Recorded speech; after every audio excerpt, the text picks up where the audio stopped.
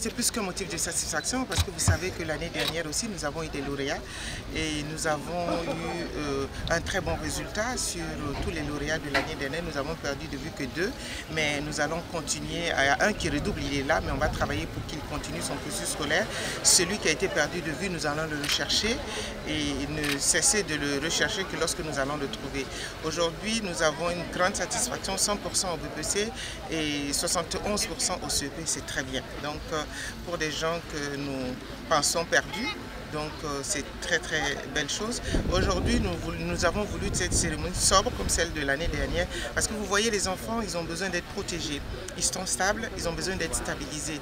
Ce n'est pas un zoo où on vient regarder les enfants, on a besoin de les protéger du regard des adultes. On a besoin de les protéger des gens aussi qui veulent politiser ou commercialiser ce programme de son Excellence le Président du FASO, qui d'ailleurs je félicite pour avoir pensé à cette initiative de retirer ces enfants en situation de rue.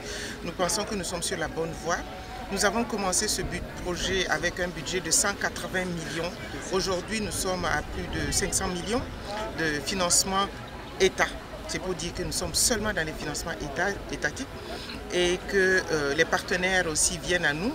Et aujourd'hui, nous serons plus à l'aise parce que les partenaires qui viendraient se logeraient dans le sens du programme du chef de l'État.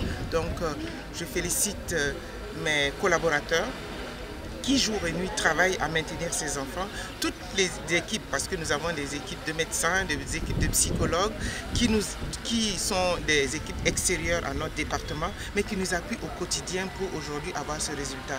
Nous avons 200 enfants ici en phase de stabilisation. C'est ce que nous appelons la phase de stabilisation. Bientôt la rentrée scolaire, ils seront affectés dans ces centres que je vous ai cités tantôt pour la prise en charge et nous allons continuer encore. On fait des maraudes, nous allons sortir et donner toutes les chances à un enfant de réussir au Burkina Faso.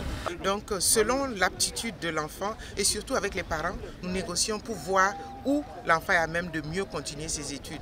Donc si l'enfant veut faire un enseignement technique, nous travaillons avec l'enseignement professionnel pour inscrire ses enfants dans nos centres de formation professionnelle, ou si l'enfant doit continuer une école normale, formelle, nous travaillons avec le MENA pour trouver une place dans une école publique et puis nous avons un suivi toujours. C'est de dire que ces enfants sont à l'internat avec nous, ils ne sont pas chez les parents, ils vont à l'école mais ils dorment au centre pour un suivi plus minutieux.